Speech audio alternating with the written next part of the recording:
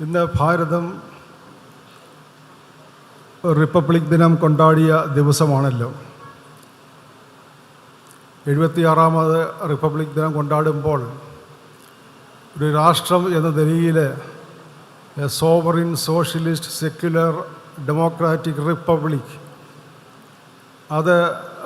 അതിൻ്റെ പ്രത്യേകത വെളിപ്പെടുത്തിക്കൊണ്ടുള്ളതായ ഒരു ഭരണഘടന ഈ രാഷ്ട്രത്തിന് ലഭ്യമായതായ ദിവസമാണ്.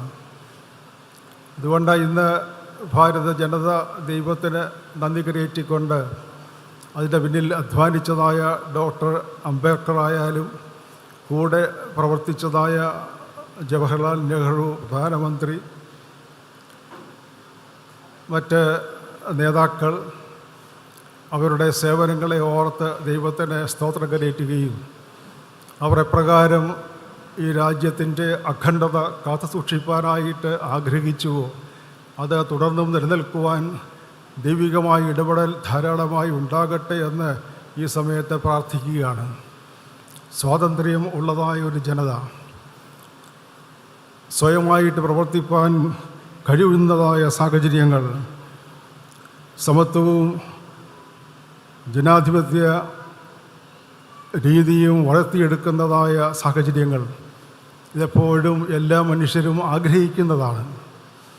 അതുകൊണ്ട് ഇന്ന് നാം ഇവിടെ ആയിരിക്കുമ്പോൾ നമുക്ക് ലഭിച്ചതായ സ്വാതന്ത്ര്യം, നമുക്ക് ലഭിച്ചതായ സാഹോദര്യ അനുഭവങ്ങൾ, ഒരുമിച്ച് ജീവിക്കുവാനും വളരുവാനും ഉള്ളതായ അവസ്ഥകൾ, ഒരു ജനാധിപത്യ സമൂഹം എന്ന രീതിയിൽ നമുക്ക് ചിന്തിപ്പാനും സംസാരിപ്പാനും ഇടപെടുവാനും ഇടയാക്കുന്നതായ സാഹചര്യങ്ങൾ, ഇതെല്ലാം ഒരു ദൈവിക ദാനം എന്ന് നാം മനസ്സിലാക്കേണ്ടത് ആവശ്യമാണ്.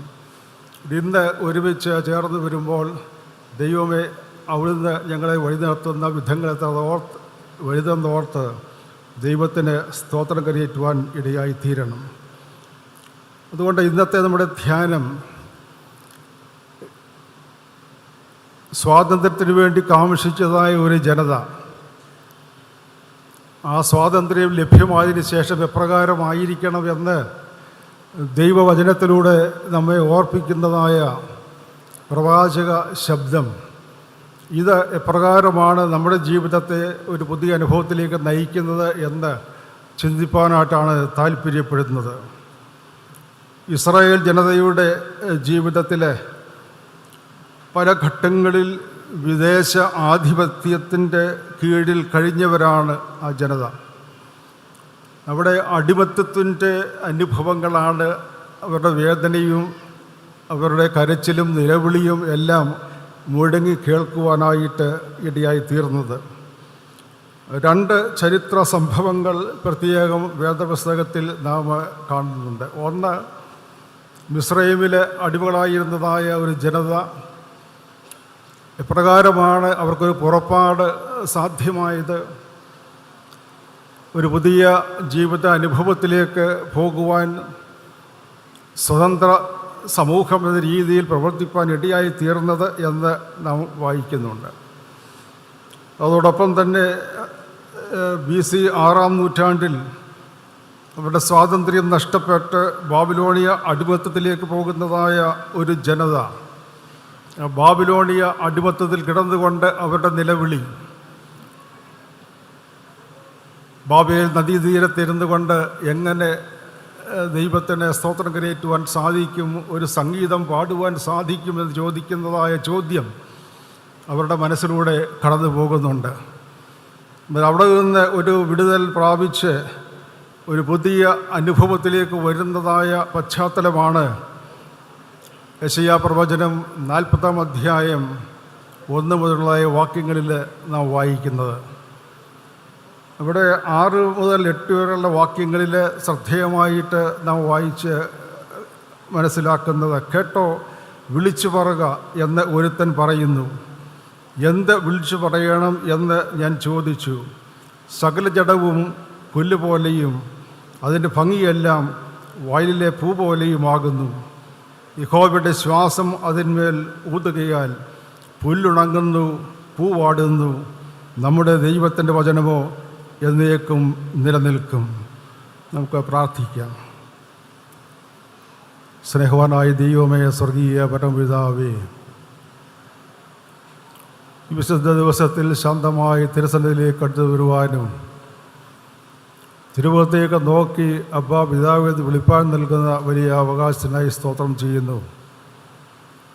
ദൈവത്തിൻ്റെ ദിവ്യമായിട്ടുള്ളതായ നടത്തിപ്പ് അനുഭവമാകുവാനും ദൈവത്തോടൊത്ത് അനുഗ്രഹകരമായി ജീവിപ്പാനും എല്ലായ്പ്പോഴും ഞങ്ങളെ സഹായിക്കണമേ. ദൈവവചനത്തിൻ്റെ പൊരുൾ തിരിച്ചറിയുവാൻ, കർത്താവിൽ ആശ്രയിച്ച് അനുഗ്രഹകരമായിട്ട് ജീവിതത്തെ നയിപ്പാൻ ഞങ്ങളെല്ലാം അവിടുന്ന് ഒരുക്കണമേ. വചനത്തിൻ്റെ മർമ്മങ്ങളെ ഗ്രഹിപ്പാൻ ഞങ്ങളുടെ ബോധത്തിൻ്റെ കണ്ണുകളുടെ തുറക്കണമേ. യേശുവിൻ്റെ നാമത്തിൽ ഞങ്ങൾ യാചിക്കുന്നത് കൃപയോടെ കേൾക്കണമേ. ബാബിലോണിയ പ്രവാസത്തിൻ്റെ ഓർമ്മക്കുറിപ്പുകൾ, ജനതയ്ക്ക് ലഭിച്ചതായ വിടുതൽ, അവരുടെ രണ്ടാം പുറപ്പാടിൻ്റെ വിവരണങ്ങൾ, ഒരു ജനതയെ സംബന്ധിച്ച് അവരുടെ സ്വത്വവും സ്വാതന്ത്ര്യവും എല്ലാം നഷ്ടപ്പെട്ട അവസ്ഥയിൽ നിന്ന് ഒരു പുതിയ ജീവൻ്റെ അനുഭവത്തിലേക്ക് വരുന്നതായ ഒരവസ്ഥയായിട്ട് നാം കാണുന്നുണ്ട്. അവിടെ ജീവിതം എന്ത് എന്നുള്ളതായ ചോദ്യം ചോദിക്കുമ്പോൾ ദൈവം നൽകുവാൻ പോകുന്നതായ വിടുതലും സ്വാതന്ത്ര്യവും നിയോഗവും എപ്രകാരമാണ് നമ്മുടെ ജീവിതത്തെ കൂടുതൽ ചൈതന്യവത്താക്കുന്നത് എന്ന് വ്യക്തമായിട്ട് നാം മനസ്സിലാക്കുന്നുണ്ട്. അവിടെ ദൈവവചനത്തിൻ്റെ സ്വാധീനം എങ്ങനെയാണ് നമ്മുടെ ജീവിതത്തെ പുഷ്ടിപ്പെടുത്തുന്നത്, മക്കളും അവകാശികളുമാണ് എന്നുള്ളതായ ആ ഒരു ബോധം എങ്ങനെയാണ് തങ്ങളെ നയിക്കുന്നത്, സുവാർത്ത ദൂതിയായിട്ട് എങ്ങനെ ഈ ലോകത്തിൽ പ്രവർത്തിക്കാൻ സാധിക്കും എന്ന് അവരെ ഓർപ്പിക്കുന്നുണ്ട്. അവർക്ക് നൽകുവാനുള്ളതായ പുത്തൻ സന്ദേശം എന്താണ് എന്ന് അവരെ ഓർപ്പിക്കുന്നുണ്ട്. ഇവിടെ ദൈവത്തിൻ്റെ ഇടപെടൽ, ദൈവം എങ്ങനെയാണ് നമ്മെ ഒരു പുതിയ അനുഭവത്തിലേക്ക് നയിക്കുന്നത് എന്ന് വ്യക്തമായിട്ട് മനസ്സിലാക്കുവാൻ, ഗ്രഹിപ്പാൻ നമുക്ക് സാധ്യമായി തീരുന്നുണ്ട്. ഈ ലോകം ദൈവം സൃഷ്ടിച്ച ലോകമാണ്. ഈ ലോകത്തിൽ ആയിരിക്കുമ്പോൾ എപ്രകാരമാണ് നാം ആയിരിക്കേണ്ടത് എന്നുള്ളതായ ചിന്ത നമ്മെ ഭരിക്കണം. ഇവിടെ ദൈവം ആരാണ്, ഈ ദൈവം ലോകത്തെ എങ്ങനെയാണ് കാണുന്നത് എന്നത് എല്ലായ്പ്പോഴും നാം ശ്രദ്ധയോടുകൂടെ വീക്ഷിക്കുന്ന ഒന്നാണ്. സത്യമായ ദൈവം, സ്നേഹമായ ദൈവം എന്നൊക്കെ നാം പറയുമ്പോൾ, God is truth, God is love എന്ന് പറയുമ്പോൾ, ഈ ദൈവം എപ്പോഴും നമ്മോടുകൂടെ ഉള്ള ഒരു ദൈവമായിട്ട് കാണുവാൻ എങ്ങനെ സാധ്യമായി തീരും?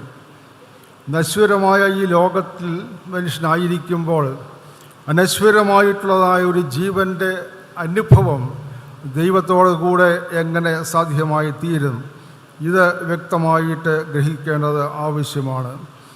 ഇവിടെ ജനത കേൾക്കുന്നതായ ശബ്ദം, എൻ്റെ ജനത്തെ ആശ്വസിപ്പിപ്പീൻ, ആശ്വസിപ്പീൻ എന്ന് നിങ്ങളുടെ ദൈവം അരുളി ചെയ്യുന്നു എന്നുള്ളതാണ്. കംഫർട്ടി, കംഫർട്ടി. ഈ ആശ്വാസം ലഭ്യമാകുന്നത് ദൈവവുമായിട്ടുള്ള ബന്ധത്തിൽ എങ്ങനെയാണ് എന്ന് നാം മനസ്സിലാക്കുന്നുണ്ട്. നിന്റെ അകൃത്യം മോചിക്കപ്പെട്ടും സകല പാപങ്ങൾക്കും പകരം യഹോവയുടെ കയ്യിൽ നിന്ന് ഇരട്ടി നീ പ്രാപിച്ചും ഇരിക്കുന്നു എന്നുള്ളതായ ആ സന്തോഷ ശബ്ദം കേൾക്കുവാനായിട്ട് ഇടയായിത്തീരുന്നുണ്ട്. അതുകൊണ്ട് ഈ ദൈവം നമ്മോടൊപ്പം ഉള്ള ദൈവമാണ് എന്ന് പറയുമ്പോൾ പുത്തൻ പ്രതീക്ഷകൾ നമുക്ക് നൽകി പുതിയ ജീവനിലേക്ക് നമ്മെ വഴി നടത്തുന്ന ദൈവമാണ്. ഇന്ന് നാം ആയിരിക്കുന്ന സാഹചര്യങ്ങളിൽ പ്രതീക്ഷ നഷ്ടപ്പെട്ട മനുഷ്യരായിട്ട് പലപ്പോഴും മനുഷ്യരെ കാണുന്നുണ്ട്.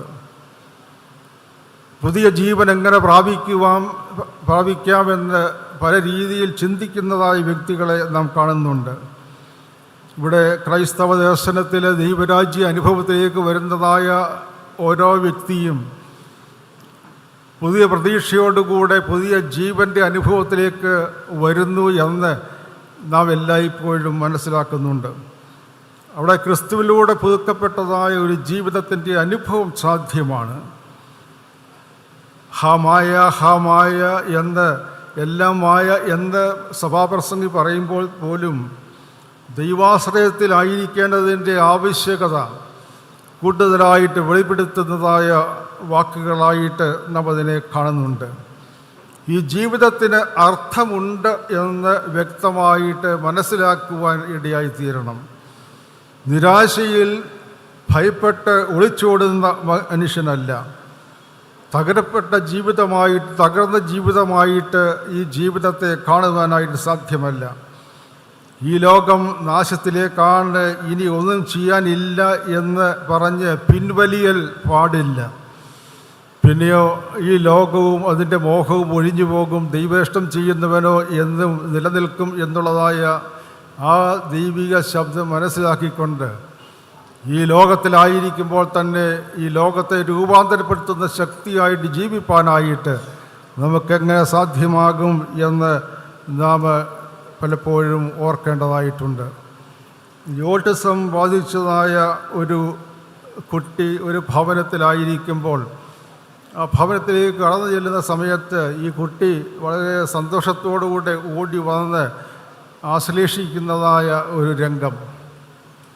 അപ്പോൾ പുഞ്ചിരിച്ചുകൊണ്ട് സംതൃപ്തിയോടുകൂടെ അവിടെ നിൽക്കുന്നതായ മാതാവ് പറയുന്നു, ഒരു ഘട്ടത്തിൽ ഞങ്ങൾക്ക് നിരാശയുണ്ടായിരുന്നു, ഒരു ഘട്ടത്തിൽ എന്ത് ചെയ്യണം എന്ന് ഞങ്ങൾ ചിന്തിച്ചിരുന്നു. അതിൻ്റെ ചെറുപ്രായത്തിൽ ദൈവമേ എങ്ങനെ എന്ത് എന്നുള്ളതായ ചോദ്യങ്ങൾ ധാരാളം ഞങ്ങൾ ചോദിച്ചിരുന്നു. എന്നാൽ ഈ കുട്ടിക്ക് നല്ലതായ പരിശീലനവും ശിക്ഷണമൊക്കെ നൽകി കുട്ടി സ്വന്തമായിട്ട് നിന്നുകൊണ്ട് ആ കുട്ടി ഇന്ന് എല്ലാ കാര്യങ്ങളും ചെയ്യുവാനായിട്ട് കഴിവുള്ള ഒരു കുട്ടിയാക്കി മാറ്റുവാൻ ഞങ്ങളോടൊപ്പമായിരുന്നതായ അനേകർ, അത് പക്ഷേ ഈ കുട്ടി പഠിച്ച സ്കൂളിലെ അധ്യാപകരായിരിക്കാം, ഇടവകയിലെ അംഗങ്ങളായിരിക്കാം, വിവിധ രീതിയിൽ സഹകരിച്ചവർ, ഇന്ന് ഈ കുട്ടിയെ കാണുമ്പോൾ ദൈവമേ നീ എത്ര വലിയവൻ എന്ന് മാത്രമാണ് പറയുവാൻ സാധിക്കുന്നത്. ഒരുപക്ഷെ പ്രതീക്ഷ അറ്റതായ ജീവിത സാഹചര്യങ്ങൾ ധാരാളം ഉണ്ടാകുന്ന ഒരു ലോകമാണിത്. നിരാശയിലെ പടുകുടിയിലാകുന്നതായ മനുഷ്യർ മാറുന്നതായ സാഹചര്യങ്ങൾ ധാരാളം ഉണ്ടാകാം. എന്നാൽ അതിൻ്റെ മധ്യത്തിൽ പുത്തൻ പ്രതീക്ഷകൾ നൽകി പുതിയ ജീവനും ചൈതന്യവും നൽകി നമ്മെ വഴി നടത്തുന്നതായ ദൈവം നമ്മെ അതിശയകരമായി വഴി നടത്തുന്നു എന്ന് നാം മനസ്സിലാക്കേണ്ടത് ആവശ്യമാണ്. ഇത് ഈ ജനത്തിന് ലഭ്യമായി. ബാബിലോണിയ പ്രവാസകാലത്ത് അനുഭവിച്ചതായ യാതനകൾ, വേദനകൾ, എന്നാൽ ഇന്ന് അവർ പറയുന്നു അതെ ഞങ്ങൾക്ക് സ്വാതന്ത്ര്യമുണ്ട്, ഞങ്ങളൊരു പുതിയ ജീവൻ്റെ അനുഭവത്തിലേക്ക് വന്നിരിക്കുകയാണ്. പുത്തൻ പ്രതീക്ഷയോടുകൂടെ ദൈവസന്നിധിയിലായിരിക്കുന്നതായ മനുഷ്യരായിട്ട് അവർ മാറുകയാണ്. ഇന്ന് നാം ആയിരിക്കുന്ന സാഹചര്യങ്ങളിൽ പൗലോസ് അപ്പോസ്തലൻ സഭയെ ഓർപ്പിക്കുന്ന ഒരു കാര്യം ശ്രദ്ധേയമാണ്. കൂടാരമായ ഞങ്ങളുടെ ഭവശരീരം ഒഴിഞ്ഞു പോയാൽ കൈപ്പണിയല്ലാത്ത നിത്യഭവനമായി ദൈവത്തിൻ്റെ ദാനമായ ഒരു കെട്ടിടം ഞങ്ങൾക്ക് സ്വർഗത്തിലുണ്ടെന്ന് ഞങ്ങൾ അറിയുന്നു.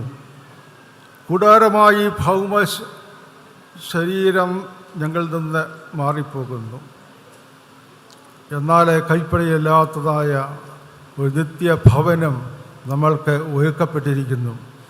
ഈ ഒരു പ്രതീക്ഷയോടുകൂടെ ഈ ഒരു പ്രത്യാശയിലാണ് ക്രൈസ്തവ ജീവിതം നയിക്കുന്നത് എന്ന് നാം ഓർക്കേണ്ടതായിട്ടുണ്ട്.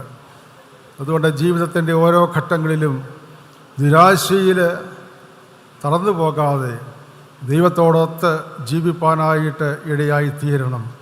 ദൈവമേ നീ നൽകുന്നതായ സാധ്യതകൾ, പ്രതീക്ഷയറ്റതായ ജീവിതത്തിൽ പുത്തൻ പ്രതീക്ഷ നൽകുന്നതായ നിൻ്റെ പ്രവർത്തനം, നീ ഞങ്ങൾക്ക് കാട്ടിത്തരുന്നതായ പുതിയ ജീവൻ്റെ അനുഭവം ഇത് ശ്രദ്ധേയമായിട്ട് മുന്നോട്ട് നയിപ്പാൻ ഞങ്ങളെ സഹായിക്കണമേ എന്നുള്ള പ്രാർത്ഥന ആവശ്യമാണ്. രണ്ടാമതായി, ക്രിസ്തുവിലൂടെ നാം പുതിയ പുറപ്പാടിൻ്റെ സഞ്ചാരികളാകുന്നു എന്നുള്ള ബോധം നമ്മെ ഭരിക്കേണ്ടത് ആവശ്യമാണ്. ഈ ഒരു ജീവിതയാത്ര ഒരു സഞ്ചാരമാണ്. ക്രിസ്തുവിനോടൊത്ത് ഞാൻ യാത്ര ചെയ്യുന്ന മനുഷ്യനാണ് ഞാൻ എന്നുള്ള ബോധം നമ്മെ എല്ലായ്പ്പോഴും ഭരിക്കേണ്ടത് ആവശ്യമാണ്. ഒരു ജനതയെ എപ്രകാരമാണ് ദൈവം നടത്തിയത്, ഈ ദൈവം ഞങ്ങളോട് ഉണ്ടായിരുന്നു എന്ന് ഒരു ജനത പറയുമ്പോൾ, ഇന്ന് നാം ആയിരിക്കുന്ന സാഹചര്യങ്ങളിൽ ക്രിസ്തുവിലൂടെ വെളിപ്പെട്ടതായ ദൈവസ്നേഹത്തിൻ്റെ മഹാത്മ്യം അനുഭവിച്ചതായ ക്രൈസ്തവ സമൂഹം ഈ സഞ്ചാരവേളയിൽ എന്നോടൊപ്പം കർത്താവ് ഉണ്ട് എന്നുള്ളതായ ഉറപ്പ്, ആ ഒരു അനുഭവം കാത്തു സൂക്ഷിക്കേണ്ടതാണ് എന്ന് എല്ലായ്പ്പോഴും നാം മനസ്സിലാക്കണം. അതുകൊണ്ട് ലക്ഷ്യബോധത്തോടു കൂടിയുള്ള ഒരു യാത്ര എങ്ങനെ നയിക്കുവാൻ സാധിക്കും? ഓരോ യാത്രയിലും ഒരു ലക്ഷ്യമുണ്ട്. അലക്ഷ്യമായി ഒന്നും ചെയ്യുവാൻ ഇടയാകരുതേ എന്നുള്ള പ്രാർത്ഥന നമുക്കുണ്ട്. ലക്ഷ്യബോധത്തോടുകൂടെ ദൈവത്തോടുകൂടെ എങ്ങനെ യാത്ര ചെയ്യുവാൻ സാധിക്കും? ഇതാണ് വേദപുസ്തകം നമ്മെ പഠിപ്പിക്കുന്നത്. വചനത്തിൻ്റെ അടിസ്ഥാനത്തിൽ ജീവിതത്തെ ക്രമപ്പെടുത്തിക്കൊണ്ട് കർത്താവിനോടൊത്ത് അനുഗ്രഹകരമായിട്ട് യാത്ര ചെയ്യുവാൻ ഇടയായി തീരേണ്ടതിൻ്റെ ആവശ്യകത എപ്പോഴും നാം മനസ്സിലാക്കേണ്ടതായിട്ടുണ്ട്. അവിടെ ലക്ഷ്യം തെറ്റിയുള്ളതായ ഓട്ടമല്ല, ലക്ഷ്യസ്ഥാനത്തേക്കുള്ളതായ യാത്രയായിട്ട് നമ്മുടെ യാത്രയെ കാണണം എന്ന് നാം എല്ലായ്പ്പോഴും മനസ്സിലാക്കണം. ലോകത്തിൻ്റെ നാനാഭാഗങ്ങളിലേക്ക് യാത്ര ചെയ്യുന്നവരാണ് നമ്മുടെ സഭാംഗങ്ങൾ. ഇന്ന് ഇവിടെ ഇരിക്കുന്ന നിങ്ങൾ മിക്കപേരും പല സ്ഥലങ്ങളിലേക്ക് യാത്ര ചെയ്തിട്ടുള്ളവരാണ്. അന്യരാജ്യങ്ങളിലായിരിക്കുന്നതായ നമ്മുടെ സഭാംഗങ്ങൾ ആദ്യം അവർ ചെല്ലുമ്പോൾ ഇത് അന്യരാജ്യം എന്നുള്ള ബോധം അവർക്കുണ്ടാകും. അവിടെ ഭയമുണ്ട്, ആശങ്കയുണ്ട്. എന്നാൽ കുറേ കഴിയുമ്പോൾ ഇത് ഞങ്ങളുടെ സ്വന്തം രാജ്യമാണ് എന്ന രീതിയിൽ അത് മനസ്സിലാക്കി അവിടെ ജീവിക്കുവാനായിട്ട് തുടങ്ങും. A foreign land becoming A home land. അച്ഛൻ പറഞ്ഞല്ലോ, സ്വന്തം ഭവനത്തിലേക്ക് എന്നെ തിരികെ വിളിക്കുന്നതായ ഒരവസ്ഥയാണ് ഇതെന്ന് പറഞ്ഞപ്പോൾ, ഞാൻ അന്യനല്ല, പിന്നെയോ ഞാൻ സ്വന്തമാണ് എന്നുള്ള ആ ഒരു ബോധം നമ്മിൽ വളർത്തിയെടുക്കുവാൻ ഇടയായിത്തീരുന്നുണ്ട്. ഇത് ഇന്ന് നാം അനുഭവിക്കുന്ന പ്രത്യേകതയാണ്. ഒരു കാലഘട്ടത്തിൽ പ്രവാസി എന്ന് പറഞ്ഞു കഴിഞ്ഞാൽ അന്യദേശത്ത് പോയി പരദേശവാസം ചെയ്തുകൊണ്ട് ജീവിക്കുന്ന വ്യക്തികൾ, ഒരു അടിമ സമൂഹം എന്നുള്ളതായ ചിന്താഗതി വളർന്നിരുന്ന പശ്ചാത്തലമുണ്ട്. ഇന്ന് അതിൽ നിന്ന് വ്യത്യസ്തമായിട്ട് മനോഭാവത്തിലുണ്ടാകുന്ന മാറ്റങ്ങൾ വളരെയധികമാണ് എന്ന് നാം മനസ്സിലാക്കുന്നുണ്ട്. ഇന്ന് അടിമത്തത്തിലല്ല, പിന്നെയോ അവസരങ്ങൾ കണ്ടെത്തുന്നതിലാണ് പ്രാധാന്യം എന്ന് വ്യക്തമായിട്ട് നാം അറിയുന്നുണ്ട്. ഈ അവസരങ്ങൾ തക്കത്തിൽ ഉപയോഗിച്ചുകൊണ്ട് ആയിരിക്കുന്ന സാഹചര്യങ്ങളിൽ ദൈവത്തിൻ്റെ വേല നിർവഹിക്കാനുള്ളതായ വലിയ ഉത്തരവാദിത്വമാണ് ദൈവം നൽകിയിരിക്കുന്നത് എന്ന് നാം മനസ്സിലാക്കണം. അതുകൊണ്ട് പ്രവാസികൾ എന്നുള്ളതായ പേരിന് ഇന്ന് പുതിയ അർത്ഥം കണ്ടെത്തുന്നതായൊരു ലോകമാണ്. അവിടെ ഞങ്ങളായിരിക്കുന്ന സാഹചര്യങ്ങളിൽ ഞങ്ങളുടെ പിതാക്കന്മാരിലൂടെയും മാതാക്കളിലൂടെയും ലഭിച്ചതായ ദൈവിക ദർശനം മങ്ങിപ്പോകാതെ അത് കാത്തു സൂക്ഷിച്ചുകൊണ്ട് ആ സാഹചര്യങ്ങളെ രൂപാന്തരപ്പെടുത്തുവാൻ ദൈവത്തിലൂടെ ഞങ്ങൾക്ക് സാധ്യമാകുന്നു. യേശു ക്രിസ്തുവിലൂടെ അത് സാധ്യമാകുന്നു. അവിടെ ഞങ്ങളായിരിക്കുമ്പോൾ അഭിമാനത്തോടുകൂടെ അവിടെ ആയിരിക്കുന്ന ഒരു സമൂഹമാണ് എന്ന് പറയുവാൻ ഇടയായിത്തീരുന്നുണ്ട്. അതുകൊണ്ട് ഈ സിയോൻ യാത്ര എന്ന് പറയുന്നത് ദൈവത്തോടൊത്ത് പോകുന്ന ഒരു യാത്രയാണ്. ദൈവത്തിൽ ശരണപ്പെട്ട് ഉള്ള യാത്രയാണ്. ക്രിസ്തുവിനെ അനുധാവനം ചെയ്യുന്നതായ ഒരു യാത്രയാണ്. ക്രിസ്തുവിൻ്റെ ക്രൂശിനെ ദർശിച്ചുകൊണ്ടുള്ള ഒരു യാത്രയാണ്. ഈ യാത്ര ദൈവത്തോടൊത്ത് അനുഗ്രഹകരമായിട്ട് അനുസ്യൂതം നിർവഹിക്കേണ്ടത് ഏറ്റവും ആവശ്യമാകുന്നുവല്ലോ. നമ്മൾ ഓരോ യാത്രയിലും ആരംഭിക്കുമ്പോൾ ദൈവമേ നീ എന്നെ കാത്തുകൊള്ളണമേ എന്നുള്ള പ്രാർത്ഥന നമുക്ക് ഉണ്ടാകും. ഇന്ന് രാവിലെ ഈ കൺവെൻഷനിലേക്ക് നിങ്ങൾ വരുമ്പോൾ ദൈവമേ തരംഗത്തിലേക്ക് ഞങ്ങൾ പോകുന്നു. ഭദ്രാസന കൺവെൻഷൻ്റെ ഈ യോഗത്തിൽ ഞങ്ങൾ സംബന്ധിപ്പാനായിട്ട് പോകുന്നു. നീ എന്നോട് കൂടെ ഉണ്ടല്ലോ എന്ന് പറയുവാൻ നമുക്ക് സാധിച്ചിട്ടുണ്ടോ? ഓരോ യാത്രയുടെയും ആരംഭം ദൈവത്തിങ്കിലേക്ക് നോക്കി ദൈവമേ നീ എത്ര വലിയവൻ എന്ന് മനസ്സിലാക്കി ആരംഭിക്കുന്ന യാത്രയാണ്. ആ യാത്രയാണ് ഏറ്റവും ഫലകരമായിട്ട് തീരുന്നത് എന്ന് നാം മനസ്സിലാക്കേണ്ടത് ആവശ്യമാണ്. ഈ തരംഗം ഇവിടെ ആരംഭിച്ചതായ ഭാഗ്യസ്മരണീയനായ ഡോക്ടർ സക്കറിയാസ് മാർ മെത്രാപ്പൊലീത്ത തിരുമേനി ഈ ലോകത്തിൻ്റെ നാനാഭാഗങ്ങളിൽ യാത്ര ചെയ്തിട്ടുള്ളതായൊരു വ്യക്തിത്വമാണ്. അഖില ലോക സഭാ കൗൺസിലൊക്കെ ആണെങ്കിലും ഓരോ ഘട്ടങ്ങളിൽ മാർത്തോമാ സഭയുടെ അഭിമാനമായിട്ട് തെളിഞ്ഞു നിന്നതായ ഒരു വ്യക്തിത്വമാണ്.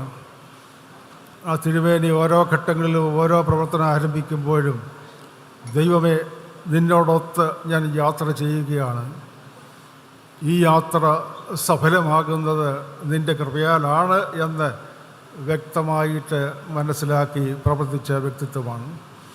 അതുകൊണ്ടാണ് 15 വർഷം മുൻപ് ഈ തരംഗം ഇവിടെ ആരംഭിക്കുമ്പോൾ ഇത് ചെങ്ങന്നൂർ മാവേലിക്കര ഭദ്രാസനത്തിന് മാത്രമല്ല, മാർത്തോമാ സഭയ്ക്ക് മാത്രമല്ല, ഈ ദേശത്തിന് അനുഗ്രഹകരമായിട്ടത് മാറണം എന്ന ലക്ഷ്യത്തോടുകൂടെ വിശാലമായിട്ടുള്ളതായൊരു ദർശനം അത് കാസൂക്ഷിച്ചുകൊണ്ട് ആ വിശാലമായ കാഴ്ചപ്പാടിൽ ദൈവരാജ്യത്തിന് വർദ്ധന സഹായകരമായിട്ട് ആയിത്തീരണം എന്ന് ചിന്തിച്ച് ഇതിനാരംഭം കുറിച്ചത്. ഇന്ന് നാം ഇവിടെ ആയിരിക്കുമ്പോൾ ദൈവമേ നീ വലിയവൻ എന്ന് പറയുവാൻ നമുക്ക് സാധിക്കുന്നുണ്ട്. ഈ ഒരു സാക്ഷ്യ കൂടാരത്തിൽ നമ്മൾ ഒരുമിച്ച് ചേർന്ന് വരുമ്പോൾ മൺമറഞ്ഞു പോയതായ നമ്മുടെ പിതാക്കന്മാരുടെ അവരുടേതായ സേവനങ്ങൾ ശുശ്രൂഷകൾ ഓർത്ത് നിനക്ക് സ്തോത്രം ചെയ്ത് പറയാൻ നമുക്ക് സാധിക്കുന്നുണ്ട്. ദൈവത്തോടൊത്ത് യാത്ര ചെയ്യുന്നതായ മനുഷ്യർ, അവർ നമുക്ക് നൽകിയിട്ട് പോയിരിക്കുന്നതായ നല്ല നല്ല ഓർമ്മകൾ, ഇത് നമ്മുടെ ജീവിതത്തെ കൂടുതൽ ശക്തിപ്പെടുത്തുന്നതാണ്, പുഷ്ടിപ്പെടുത്തുന്നതാണ് എന്ന് നാം എല്ലായ്പ്പോഴും മനസ്സിലാക്കേണ്ടത് ആവശ്യമാണ്. അതുകൊണ്ട് ഞാൻ ക്രിസ്തുവിലാകുന്നു എന്നുള്ള ബോധത്തോടു കൂടെ ക്രിസ്തുവിനോടുകൂടെ യാത്ര ചെയ്യുവാനായിട്ട് നമുക്കിടയായി തീരണം. ഇസ്രായേൽ ജനത യാത്രയിൽ ദൈവം തങ്ങളോടൊപ്പം ഉണ്ടായിരുന്നു. പകൽ മേഘസ്തംഭവും രാത്രി അഗ്നിസ്തംഭവുമായിട്ട് ഓരോ ഘട്ടത്തിൽ അവരെ നയിച്ചതായ ദൈവ സാന്നിധ്യം അവരനുഭവിച്ചു. ആ ദൈവത്തോടൊത്ത് അവർ യാത്ര ചെയ്തു. ഇന്ന് ക്രൈസ്തവ വിശ്വാസികളായിട്ട് നാം ഈ ലോകത്തിലായിരിക്കുമ്പോൾ ക്രിസ്തുവിനോടൊത്ത് യാത്ര ചെയ്ത് ലക്ഷ്യസ്ഥാനത്തേക്ക് എത്തുവാനായിട്ട് ദൈവമേ ഞങ്ങളെ സഹായിക്കണമേ എന്നുള്ള പ്രാർത്ഥന ആവശ്യമാണ്. മൂന്നാമതായിട്ട് നാം മനസ്സിലാക്കേണ്ടത് ദൈവജനം എന്ന പുത്തൻ ഉണ്മ സ്വീകരിച്ചതായ ഒരു സമൂഹം, ഈ ദൈവജനത്തിൻ്റെ പുതിയ സ്വത്വബോധം ഇതെങ്ങനെ വളർത്തിയെടുക്കുവാൻ സാധിക്കും എന്ന് പലപ്പോഴും നാം ചിന്തിക്കുന്ന ഒന്നാണ്. നിരാശയിലാണ്ടുകൊണ്ട് അടിമത്തത്തിലായിരിക്കുമ്പോൾ ഈ യഹോവ എവിടെ എന്നുള്ളതായ ചോദ്യം, ഞങ്ങളെ കൈവിട്ട ദൈവമാണോ എന്നുള്ള ചിന്ത പലപ്പോഴും ഈ ദൈവത്തിൽ നിന്ന് അന്യപ്പെട്ടു പോയതായ ജീവിതമായിട്ട് മാറുന്നുണ്ട്. എന്നാൽ വിടുതലിൻ്റെ സന്ദേശം അല്ലെങ്കിൽ വിടുതലിൻ്റെ സന്തോഷം അനുഭവിക്കുമ്പോൾ അവിടെ ഈ ദൈവജനം ദൈവത്തോടൊപ്പം നിൽക്കേണ്ടവരാണ്. ഞങ്ങൾ ദൈവത്തെ മറുത്ത് പറയേണ്ടവരല്ല, ദൈവത്തെ നിരസിച്ച് ജീവിക്കേണ്ടവരല്ല, ദൈവത്തോടൊത്ത് ജീവിക്കേണ്ടവരാകുന്നു എന്നുള്ള ആ ഒരു ബോധം വളർത്തിയെടുക്കുന്നതായ ആ സ്വത്വബോധം ഇത് നിലനിർത്തുവാൻ നമുക്ക് സാധ്യമായി തീരണം. ഇവിടെയാണ് ഞാൻ ക്രിസ്തുവിൽ ആണ് എന്നുള്ളതായ ജീവിതത്തിൽ ഒരു വിശ്വാസിയുടെ ജീവിതം അനുഗ്രഹകരമായി തീരേണ്ടത്. ക്രിസ്തുവിനെ കണ്ടവർ, ക്രിസ്തുവിനെ അനുഗമിക്കുന്നവർ നഷ്ടപ്പെട്ടതിലൂടെ നേടുന്ന ജീവിത മാതൃക ഇത് ക്രിസ്തുവിലൂടെ അറിയുന്ന ജനമായിട്ട് മാറുന്നു. നമുക്ക് ലഭിച്ചിരിക്കുന്നത് എന്താണ്? അതിനെപ്പറ്റിയുള്ള ബോധം. നഷ്ടപ്പെടുന്നത് എന്താണ്? അതിനെപ്പറ്റിയുള്ളതായ ചിന്ത പലപ്പോഴും നമ്മെ ഒരു പുതിയ മാനത്തിലേക്ക് നയിക്കുന്നതാണ് എന്ന് നാം മനസ്സിലാക്കണം. ധനവാനായ യുവാവിൻ്റെ ഉപമ യേശു പറയുന്നതായ ഒരു ഘട്ടം, തന്നെ സമീപിക്കുന്നതായ സമയത്ത് ഒരു യുവാവ് വന്ന് എങ്ങനെയാണ് നിത്യജീവൻ പ്രാപിക്കേണ്ടത് എന്ന് ചോദിക്കുന്നതായ സാഹചര്യം. മത്തായിയുടെ സുവിശേഷം 19-ാം അധ്യായത്തിൽ നമ്മത് വായിക്കുമ്പോൾ കൽപ്പനകളെ പ്രമാണിക്കുക, അത് പാലിക്കുക എന്ന് യുവാവിനോട് പറയുന്ന കർത്താവ് അവിടെ ഞാനിതെല്ലാം ചെയ്യുന്നുണ്ട് എന്ന് പറയുന്ന യുവാവാണ്. എന്നാൽ അത് കഴിഞ്ഞതിന് ശേഷം സൽഗുണപൂർണ്ണരാകുവാൻ ഇച്ഛിക്കുന്നുവെങ്കിൽ നിനക്കുള്ളത് വിറ്റ് ദരിദ്രർക്ക് കൊടുക്കുക എന്ന് പറയുന്നതായ ആ ഒരു അവസ്ഥയിൽ യുവാവ് കർത്താവിൻ്റെ അടുക്കൽ നിന്ന് മാറിപ്പോകുന്നതായ ഒരു സാഹചര്യത്തെപ്പറ്റി അവിടെ രേഖപ്പെടുത്തുന്നുണ്ട്. വളരെ സമ്പത്തുള്ളവനാകിയാൽ ദുഃഖിച്ച് കടന്നുപോയി എന്നുള്ളതായ വാക്കാണ് അവിടെ ഓർപ്പിക്കുന്നത്.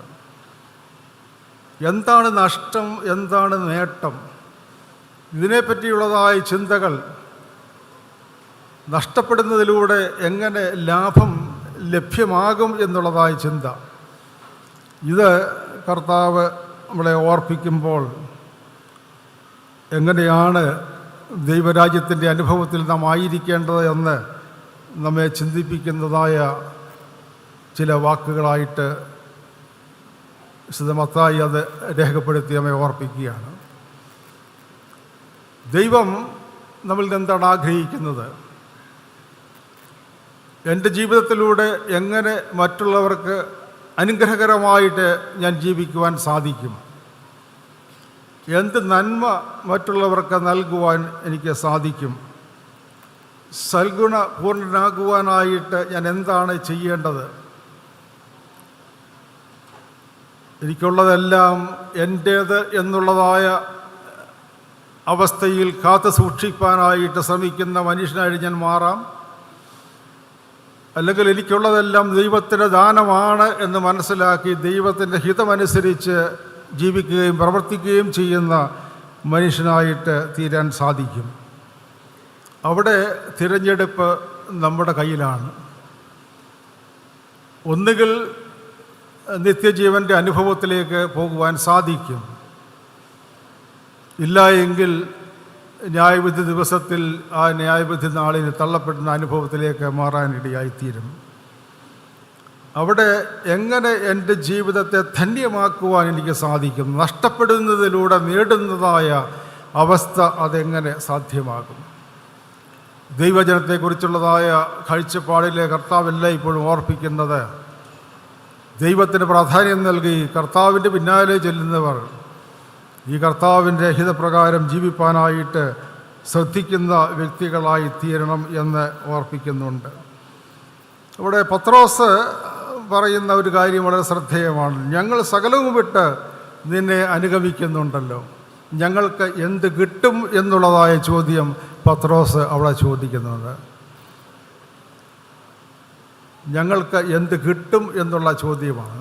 ഞങ്ങൾ നിന്നെ അനുഗമിച്ചിട്ടുണ്ട്, ഞങ്ങൾക്ക് എന്ത് കിട്ടും എന്നുള്ള ചോദ്യമാണ്. ഇവിടെ യേശു പറയുന്നത്, എന്നെ അനുഗമിക്കുന്നു എന്ന നിങ്ങൾ പുനർജനനത്തിൽ മനുഷ്യപുത്രൻ തൻ്റെ സിംഹാസനത്തിലിരിക്കുമ്പോൾ അവരോടൊപ്പം നിങ്ങളും കൂടെ കാണും എന്ന് പറയുന്നുണ്ട്. പിന്നെ യേശു ഓർപ്പിക്കുന്നത്, എൻ്റെ നിമിത്തം സകലവും വിട്ടുകളഞ്ഞവർ 100 മടങ്ങ് അവർക്ക് ലഭിക്കും, നിത്യജീവനെയും അവകാശമാക്കും എന്ന് പറയുന്നുണ്ട്. അതുകൊണ്ട് ഈ ലോകത്തിലുള്ള സമ്പാദ്യം അത് എങ്ങനെയാണ് ഞാൻ അത് കൈകാര്യം ചെയ്യേണ്ടത് എന്നുള്ള ചോദ്യം ചോദിക്കുമ്പോൾ, ദൈവത്തെ അറിഞ്ഞ്, സഹോദരനെ അറിഞ്ഞ്, മനുഷ്യനെ അറിഞ്ഞ് ജീവിക്കുന്നതായ ഒരു ജീവിതത്തിൻ്റെ ആവശ്യകത നമ്മെ ഓർപ്പിക്കുകയാണ്. അവിടെ എൻ്റേത് എന്ന് പറഞ്ഞ് മാത്രം നിൽക്കുന്ന ജീവിതാനുഭവമല്ല, പിന്നെയോ ഞാൻ ആയിരിക്കുന്നത് മറ്റുള്ളവർക്ക് അനുഗ്രഹത്തിന് മുഖാന്തരമായി ഭവിക്കണം എന്ന് വ്യക്തമായിട്ട് ഓർപ്പിക്കുന്നതായ ദൈവിക ഇടപെടലാണ്. അതുകൊണ്ട് ദൈവം നമ്മെ ഓരോ ഘട്ടങ്ങളിൽ അനുഗ്രഹിച്ച് നമ്മെ വഴി നടത്തുമ്പോൾ ദൈവമേ അവിടുന്ന് വലിയവനെന്ന് സാക്ഷിപ്പാനായിട്ട് നമുക്ക് ഇടയായിത്തീരണം. ഈ സീഹോറ ആശ്രമത്തിലേക്ക് പോയ 3 യുവാക്കളെ പറ്റി എപ്പോഴും നമ്മൾ കേട്ടിട്ടുള്ളതാണ്. K T Thomas, John Varghese, M P Mathew എന്ന 3 യുവാക്കൾ 40കളിൽ നോർത്ത് ഇന്ത്യയിലേക്ക് പോകുന്നതായ സമയത്ത് എങ്ങനെയാണ് എപ്രകാരമാണ് ജീവിക്കേണ്ടത് എന്ന് യാതൊരു വ്യക്തതയുമില്ലാതെ പോയ ഒരു അവസ്ഥയാണ്. എന്നാൽ ഒന്ന് അവർക്കറിയാമായിരുന്നു, ക്രൂശിൻ്റെ പാതയിൽ സഞ്ചരിച്ചാൽ ക്രൂശിതനായ ക്രിസ്തു ഒരിക്കലും കൈവിടുകയില്ല. ആ ദൈവം കൂടെ ഉണ്ട് എന്നുള്ളതായ ബോധം, ആ ഉറപ്പ് അവരുടെ ജീവിതത്തെ എല്ലായ്പ്പോഴും നിലനിർത്തിയിരുന്നു എന്ന് നാം കാണുന്നുണ്ട്. പിന്നീട് സീഹോറ ചുറ്റുപാടുള്ള പ്രദേശങ്ങളിലൊക്കെ ആ ഒരു ശുശ്രൂഷ നിർവഹിക്കുമ്പോൾ വേദനയും പ്രയാസവും ത്യാഗവും എല്ലാം അനുഭവിച്ചുകൊണ്ട് അവിടെ പ്രവർത്തിപ്പാനായിട്ടിടയായി തീർന്നു. ഇന്ന് ഒരു വലിയ പ്രസ്ഥാനമായിട്ടത് മാറിയിട്ടുണ്ട്, സഭയ്ക്ക് അഭിമാനകരമായിട്ടത് മാറിയിട്ടുണ്ട്. അതോർത്ത് ജീവിതത്തിൻ്റെ സ്തോത്രം കരയേറ്റ. എന്ത് നേടും എന്നുള്ളതല്ല, എന്ത് നൽകാം എന്നുള്ളതാണ് പ്രാധാന്യം. അവിടെ ദൈവത്തോടൊത്ത് യാത്ര ചെയ്യുവാൻ എങ്ങനെ സാധ്യമായി തീരും? ദൈവജനം എന്നുള്ളതായ ആ ഒരു ചിന്തയിൽ ദൈവത്തിന് വേണ്ടി എങ്ങനെ പ്രവർത്തിപ്പാൻ സാധിക്കും? ഈ ദൈവജനം ദൈവത്തോടൊത്ത് ആയിത്തീരണം. കഴിഞ്ഞ ദിവസം നമ്മിൽ നിന്ന് മാറ്റപ്പെട്ടതായ പാലക്കാട് ക്രിസ്തുദാസ് ആശ്രമത്തിലെ സിസ്റ്റർ PS മേരിക്കുട്ടി, ഒരു പക്ഷേ പാലക്കാട് പ്രദേശങ്ങളിലൊക്കെ മാർത്തമാസഭയുടെ സാന്നിധ്യം എപ്രകാരമാണ് ആയിരിക്കേണ്ടത് അതിനുവേണ്ടി ഇറങ്ങി തിരിച്ചതായ ഏതാനും സിസ്റ്റേഴ്സ് അവിടെ ആരംഭിച്ച ആ ആശ്രമം മുന്നോട്ട് നയിപ്പാനായിട്ട് ശ്രമിക്കുമ്പോൾ 96 വർഷങ്ങൾ വഴി നടത്തിയതായ ദൈവം വലിയവനാണെന്ന് പല ഘട്ടങ്ങളിൽ സാക്ഷിക്കുന്നത് കേൾപ്പാനിടയായിട്ടുണ്ട്. അതുകൊണ്ട് ഓരോ വ്യക്തികളെയും വിളിച്ച് മുന്നോട്ട് നയിക്കുന്നതായ ദൈവം, ആ ദൈവത്തിൻ്റെ പാതയിൽ ഞാൻ ആയിരിക്കുന്നു എന്നുള്ള ബോധത്തിൽ ദൈവം മകനായിട്ട്, ദൈവമകളായിട്ട്, ദൈവത്തിൻ്റെ പൈതലായിട്ട് ഈ ലോകത്തിൽ ജീവിപ്പാനായിട്ട് നമുക്ക് ഇടയായിത്തീരുന്നുണ്ട്. ഇന്ന് നാം ആയിരിക്കുന്ന സാഹചര്യങ്ങളിലും എപ്രകാരമാണ് ദൈവത്തിന് വേണ്ടി ശുശ്രൂഷ നിർവഹിപ്പാൻ, വേല ചെയ്യുവാൻ നമുക്കിടയായി തീരേണ്ടത് എന്ന് നാം ചിന്തിക്കുന്നത് നല്ലതാണ്. ഫ്രൂട്ട്ഫുൾ ലിവിങ്, ഫലകരമായ ജീവിതം എങ്ങനെ സാധ്യമാകും? യോഹന്നാൻ സ്നാപകന് സ്നാനമേൽക്കാൻ വന്നതായ ജനത്തോട് പറയുന്നതായ വാക്കുകൾ നമ്മളിന്ന് സുവിശേഷത്തിൽ വായിച്ച് കേട്ടല്ലോ. മാനസാന്തരത്തിന് യോഗ്യമായ ഫലം കായ്പീൻ. ഈ മാനസാന്തര അനുഭവത്തിലേക്ക് കടന്നു വന്ന് ഫലം കായ്ക്കുന്നതായ ജീവിതമായിട്ട് നിങ്ങളുടെ ജീവിതം മാറുക. അപ്പോൾ അവർ വന്നിട്ട് ചോദിക്കുന്ന ചില ചോദ്യങ്ങളുണ്ട്. ഞങ്ങൾ എന്ത് ചെയ്യണം? ജനക്കൂട്ടം വന്ന് ചോദിക്കുന്നുണ്ട്, ഞങ്ങൾ എന്ത് ചെയ്യണം? വസ്ത്രമുള്ളവൻ ഇല്ലാത്തവന് കൊടുക്കട്ടെ എന്ന് പറയുന്നുണ്ട്. ചുങ്കക്കാർ വന്ന് ചോദിക്കുന്നത്, ഞങ്ങൾ എന്ത് ചെയ്യണം? നിന്നോട് കൽപ്പിച്ചതിൽ അപ്പുറമായിട്ട് നീ ഒന്നും ആളുകളിൽ നിന്ന് വാങ്ങരുത്, അവരുടെ ചുമത്തരുതെന്ന് പറയുന്നുണ്ട്. പടജനവും കൊണ്ട് ചോദിക്കുന്നത്, ഞങ്ങൾ എന്ത് ചെയ്യണം? ചതിവായി ഒന്നും വാങ്ങരുത്, ബലാത്കാരം ചെയ്ത് ജീവിക്കരുത്. ഇവിടെ ജീവിതക്രമം എങ്ങനെയാണ് രൂപപ്പെടുത്തേണ്ടത്, ഇപ്രകാരമാണ് ഫലകരമായിട്ട് ജീവിക്കുവാൻ സാധിക്കുന്നത് എന്നതിൻ്റെ വ്യക്തമായൊരു ദർശനം നമുക്ക് ലഭ്യമാകുന്നുണ്ട്. ദൈവജനമെന്ന രീതിയിൽ നാം എങ്ങനെ ആയിരിക്കണം, എന്തായിരിക്കണം എന്നുള്ളതായ ചോദ്യം പലപ്പോഴും നാം ചോദിക്കുമ്പോൾ ദൈവം നമുക്ക് നൽകുന്ന ഉത്തരമാണ് ഈ ദൈവത്തിലേക്ക് നോക്കുക, പ്രകാശമുള്ളവരാകുക, ആ പ്രകാശത്തിൽ നിലനിൽക്കുവാനായിട്ട് ഇടയായിത്തീരുക. കലപ്പയ്ക്ക് കൈവച്ച ശേഷം തിരിഞ്ഞു നോക്കുന്ന ആരും ദൈവരാജ്യത്തിന് കൊള്ളാവുന്നവരല്ല എന്ന് വ്യക്തമായിട്ട് മനസ്സിലാക്കണം. കഷ്ടതയോ പട്ടിണിയോ ഉപദ്രവമോ ആപത്തോ വാളോ എന്ത് വന്നാലും ഈ ദൈവത്തിൻ്റെ സ്നേഹത്തിൽ നിന്ന് വേർതിരിപ്പാൻ ഒരു ശക്തിക്കും സാധ്യമല്ല എന്നുള്ളതായ ചിന്ത നമ്മെ ഭരിക്കുമ്പോഴാണ് ഈ ദൈവത്തിൽ ഞാൻ ആശ്രയിച്ച് മുന്നോട്ട് പോകുന്നത് പറയാൻ സാധിക്കുന്നത്. ഇന്ന് ലോകമോഹങ്ങൾ കാണുമ്പോൾ അതിൻ്റെ പിന്നാലെ നിന്നുകൊണ്ട് ഇത് വേണോ വേണോ എന്ന് ചോദിക്കുന്ന ചോദ്യങ്ങൾ പലരുടെയും മനസ്സിൽ ഉയരുന്നുണ്ട്. ഞാൻ ഇങ്ങനെ പോകണോ അങ്ങനെ പോകണോ എന്ന് ചിന്തിക്കുന്നതായ ധാരാളം ആളുകളുണ്ട്. സ്ഥാനമാനങ്ങൾ ലഭിച്ചു കഴിയുമ്പോൾ ഇനിയും ഇതെന്താണ്, ഈ സഭ എന്താണ്, വിശ്വാസം എന്താണ് എന്ന് ചോദിക്കുന്നതായ ആളുകൾ ധാരാളം നമ്മുടെ മധ്യത്തിലുണ്ട്. ഇവിടെയാണ് യഹോവയെ കാത്തിരിക്കുന്നവർ ശക്തിയെ പുതുക്കും, അവർ കഴുകന്മാരെ പോലെ ചിറകടിച്ച് ഉയരുമെന്നുള്ളതായ സന്ദേശം നമ്മെ കൂടുതലായിട്ട് ശക്തിപ്പെടുത്തുന്നത്. ദൈവജനം എന്നുള്ളതായ ബോധത്തിൽ ദൈവത്തിൻ്റെ ഹിതം നിറവേറ്റിക്കൊണ്ട് കർത്താവിനോടൊത്ത് അനുഗ്രഹകരമായി ജീവിപ്പാനിടയായി തീരുക, ഇത് ദൈവം നമ്മെക്കുറിച്ച് ആഗ്രഹിക്കുന്നതാണ്. ചെങ്ങന്നൂർ മാവേലിക്കര ഭദ്രാസനം അനുഗ്രഹിക്കപ്പെട്ട ഭദ്രാസനം എന്ന നിലയിൽ ഈ പ്രദേശത്ത് പ്രവർത്തിക്കുമ്പോൾ ദൈവമേ, അവിടുന്ന് ഞങ്ങളെ വിളിച്ചവനാണ്, അവിടുന്ന് ഞങ്ങളെ നിയോഗിക്കുന്നവനാണ്, അവിടുന്ന് ഞങ്ങളെ അതിശയകരമായി വഴി നടത്തുന്നവനാണ്. നിന്നിൽ ആശ്രയിച്ച് മുന്നോട്ട് പോകുവാൻ ഞങ്ങളെ സഹായിക്കണമേ എന്ന് നാം മനസ്സിലാക്കണം. നാലാമതായിട്ട് ഇവിടെ പുതിയ സന്ദേശം അവർക്ക് നൽകുന്നുണ്ട്. ഇസ്രായേൽ ജനത ഈ ഒരു വിടുതൽ പ്രാപിച്ച് വരുന്നതായ സാഹചര്യത്തിൽ അവർക്ക് നൽകുന്നതായ സന്ദേശം എന്ന് പറയുന്നത്, സുവാർത്താദൂതിയായ സിയോനെ, നീ ഉയർന്ന പർവ്വതത്തിലേക്ക് കയറി ചെല്ലുക. സുവാർത്താദൂതിയായ യെരൂശലേമേ, നിന്റെ ശബ്ദം ശക്തിയോടെ ഉയർത്തുക.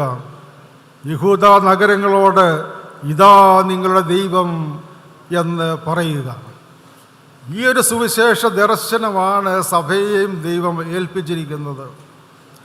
ജനം അടിമത്തത്തിൽ നിന്ന് വിടുതൽ പ്രാപിച്ച് സ്വാതന്ത്ര്യം അനുഭവിച്ച് ജീവിക്കുന്നതായ സാഹചര്യത്തിൽ നിങ്ങൾ ലഭിച്ചതായ സ്വാതന്ത്ര്യം, ആ സ്വാതന്ത്ര്യം അനുഭവിച്ചുകൊണ്ട് ജീവിക്കുമ്പോൾ നിങ്ങൾക്ക് ഒരു ഉത്തരവാദിത്വമുണ്ട്. നിങ്ങൾ നിർവഹിക്കേണ്ടതായ ഒരു കർത്തവ്യമുണ്ട്, കടമയുണ്ട്. അവിടെ നിങ്ങളൊരു സന്ദേശം നൽകുന്നവരായിരിക്കണം, സന്ദേശവാഹകരായിരിക്കണം. നിങ്ങൾ പോയി പറയേണ്ടത് എന്താണ്? ഇതാ നിങ്ങളുടെ ദൈവം എന്ന് പറഞ്ഞ് ഈ ഒരു ദൈവത്തെ മറ്റുള്ളവർക്ക് നൽകുവാൻ സാധിക്കണം. ഇമ്മാനുവേലായി നമ്മുടെ മധ്യത്തിലുള്ളതായ ദൈവം നമ്മോട് കൂടെ എന്നുള്ളതായ ബോധത്തിൽ നാം ജീവിക്കുമ്പോൾ ഈ ദൈവത്തെ മറ്റുള്ളവർക്ക് നൽകുവാനുള്ളതായ ഉത്തരവാദിത്വം നമുക്കുണ്ട് എന്ന് നാം ഓർക്കേണ്ടത് ആവശ്യമാണ്. ഇവിടെയാണ് സഭയുടെ സാക്ഷ്യവും സഭയുടെ സുവിശേഷ പ്രവർത്തനത്തിൻ്റെയും പ്രാധാന്യം നമ്മൾ വെളിപ്പെടുത്തേണ്ടത്. എപ്രകാരമാണ് ലഭിച്ചിരിക്കുന്നതായ ചൈതന്യം മറ്റുള്ളവർക്ക് നൽകുവാൻ സാധിക്കുന്നത്? ദൈവജനമായ നാം ഒരു സദ്വാർത്ത നൽകുന്ന മനുഷ്യരായിട്ട് എല്ലായ്പ്പോഴും കാണപ്പെടണം. നമ്മുടെ വാർത്ത, നമ്മുടെ വർത്തമാനം ഇത് എന്താണ് വെളിപ്പെടുത്തുന്നത് എന്ന് നാം വ്യക്തമായിട്ട് ഓർക്കേണ്ടതായിട്ടുണ്ട്. നല്ല വാർത്തയാണോ അതോ അപകീർത്തി പരത്തുന്നതായ വർത്തമാനമാണോ? ഇത് ഇന്ന് പലപ്പോഴും നമ്മെ ചിന്തിപ്പിക്കുന്ന ഒന്നായിട്ട് മാറുന്നുണ്ട്. ഈ കഴിഞ്ഞ ദിവസം ഒരു സ്കൂളിലെ അധ്യാപകരുടെ ഒരുമിച്ച് ചേർന്ന് വന്ന് ഒരു അസസ്മെൻറ്റ് മീറ്റിംഗ് നടക്കുന്ന സമയത്ത് അവിടെ അവർ എല്ലാവരും ഉയർത്തിയ ഒരു പ്രശ്നമാണ്, എപ്രകാരമാണ് ഈ കുട്ടികൾ മൊബൈൽ ഉപയോഗിക്കുന്നത്, ലാപ്ടോപ്പ് ഉപയോഗിക്കുന്നത്, അവരുടെ ഗാഡ്ജറ്റ്സ്, ഇതൊക്കെ എങ്ങനെയാണ് നമുക്ക് കൺട്രോൾ ചെയ്യാൻ സാധിക്കുന്നത് എന്നുള്ള ചോദ്യമാണ്. ഇന്ന് എല്ലാവരുടെയും മൊബൈൽ ഫോണുണ്ട്. അത് ആശയ സമ്പർക്കത്തിന് സഹായകരമാണ്. ഫോൺ ചെയ്ത് എല്ലാവരോടും സംസാരിക്കാനൊക്കെ ഉള്ള നല്ല ഒരു ഉപകരണമാണ്. എന്നാൽ അതെന്തിനു വേണ്ടിയാണ് എന്നുള്ളതായ ആ ഒരു ബോധത്തിൽ നിന്ന് വ്യത്യസ്തമായിട്ട് അതിൻ്റെ ദുർവിനിയോഗം എങ്ങനെയാണ് നമ്മുടെ മനസ്സിലെയും നമ്മുടെ ഹൃദയത്തെയും വിഷലിപ്തമാക്കുന്നത് എന്ന് പലപ്പോഴും നാം ചിന്തിക്കേണ്ടത് ആവശ്യമാണ്. ഇവിടെയാണ് ഈ കുട്ടികളെ പറ്റിയുള്ളതായ അവരുടെ ആശങ്കയിൽ അധ്യാപകർ പറയുന്നത്, ഈ കുട്ടികളിത് ഉപയോഗിച്ച് കുറേ കഴിയുമ്പോൾ ഇത് കാണുന്നതായ ക്രൂരതയും അക്രമവും മറ്റുള്ളതായ കൊലയും കൊള്ളിയും എല്ലാം കണ്ട് അവരുടെ മനസ്സ് ആഹപ്പാടെ ചഞ്ചലപ്പെടുകയാണ്. എന്താണ് ചെയ്യേണ്ടതെന്നറിയാതെ അവർ പ്രവർത്തിക്കുന്ന വ്യക്തികളായിട്ട് മാറുന്നുണ്ട് എന്ന് അവർ പറയുകയുണ്ടായി. എന്നാൽ അവിടെ ഇത് വേണ്ട എന്ന് പറയുന്നത് പ്രയാസമാണ്. എന്നാൽ അതെങ്ങനെ നല്ല രീതിയിൽ ഉപയോഗിക്കാം എന്ന് ഉള്ള ബോധവൽക്കരണം എങ്ങനെ നൽകുവാൻ സാധിക്കും?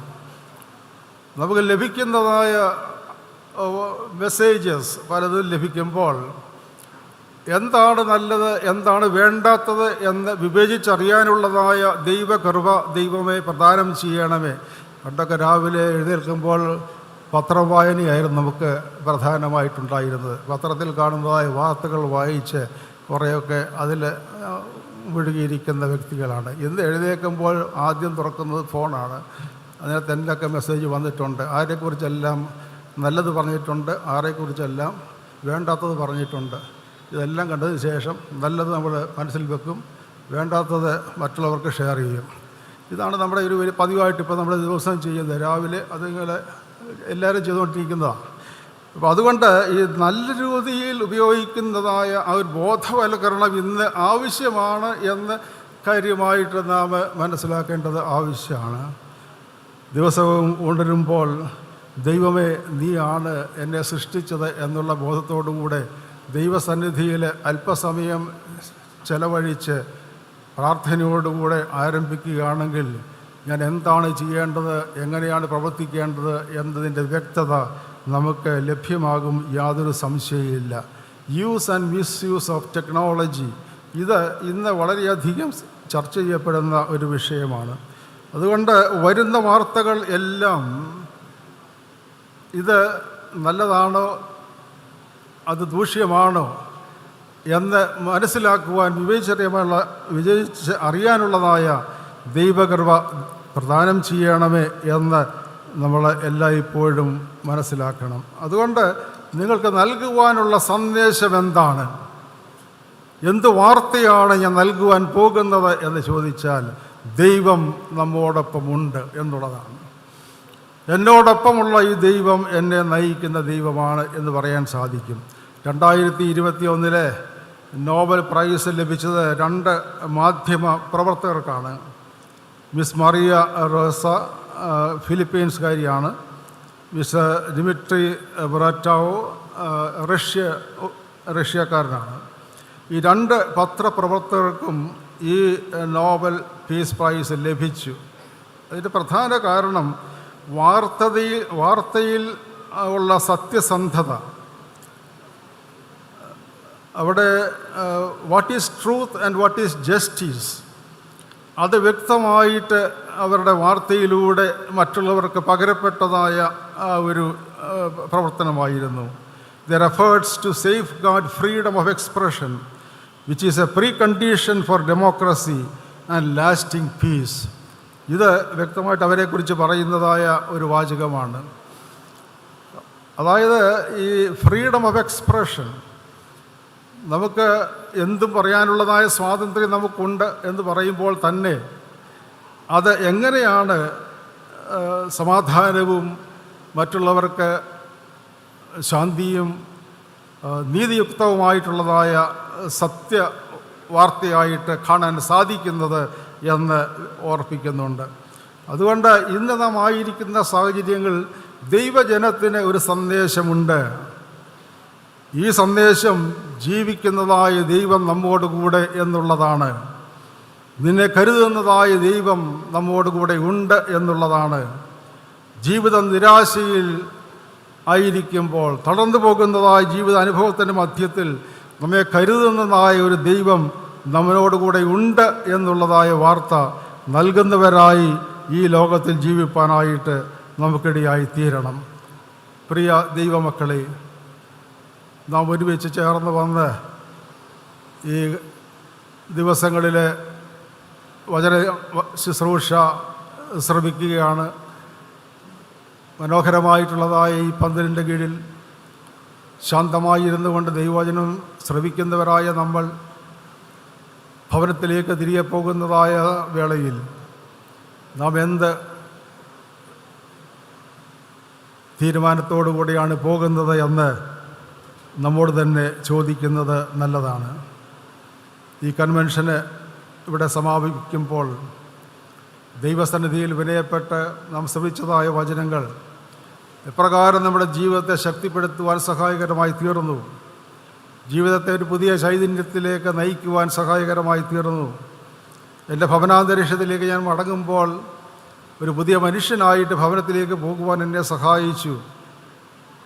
ഇത് വ്യക്തമായിട്ട് നാം തിരിച്ചറിയേണ്ടത് ഇന്നിൻ്റെ ആവശ്യമാണ്. നിങ്ങൾ എന്ത് അന്വേഷിക്കുന്നു എന്നുള്ളതായ ചോദ്യം നമ്മുടെ മുൻപിൽ ഉയർന്നു.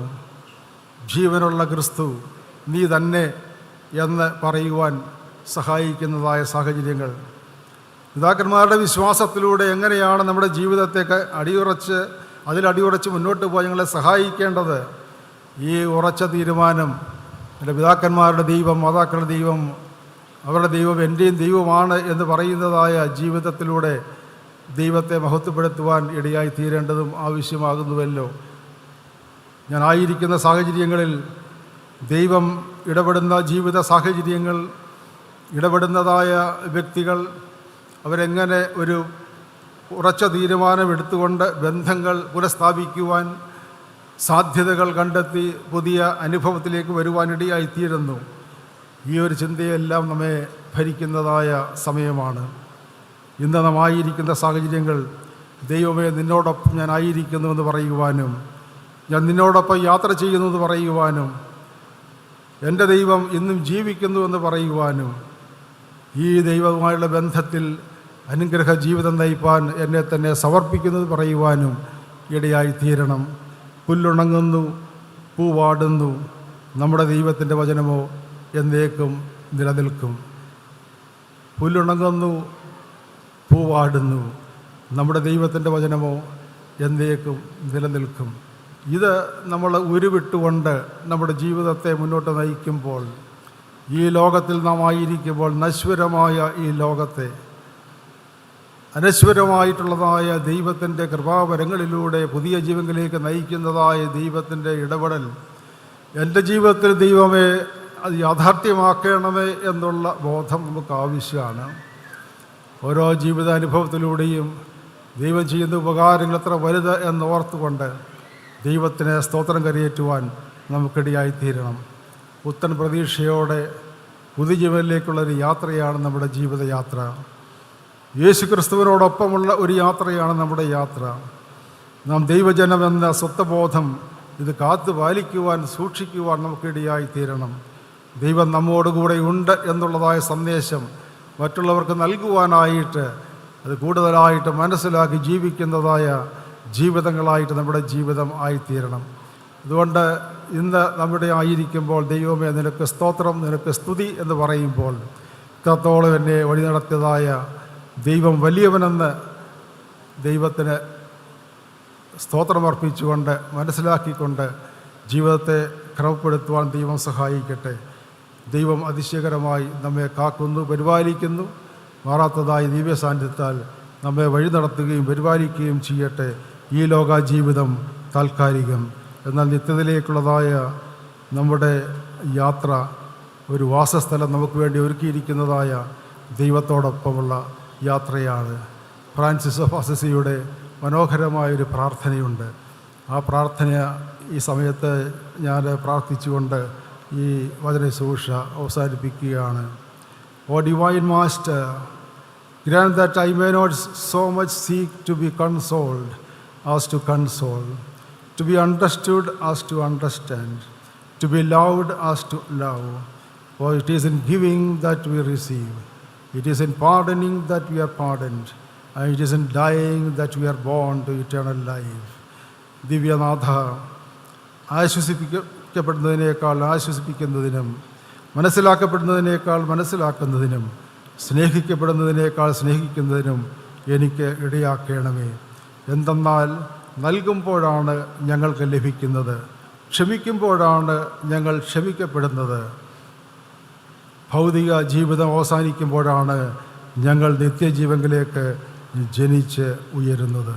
ദൈവത്തിൽ ശരണപ്പെട്ട് ദൈവത്തോടൊത്ത് അനുഗ്രഹകരമായി ജീവിപ്പാൻ ദൈവം നമ്മെ സഹായിക്കട്ടെ എന്ന് പ്രാർത്ഥിക്കുകയും ആശംസിക്കുകയും ചെയ്തുകൊണ്ട് ദൈവം കാക്കട്ടെ എന്ന് പ്രാർത്ഥിച്ച് അതിനെ ശുശ്രൂഷ അവസാനിപ്പിക്കുന്നു. ദൈവം നമ്മെ അനുഗ്രഹിക്കട്ടെ.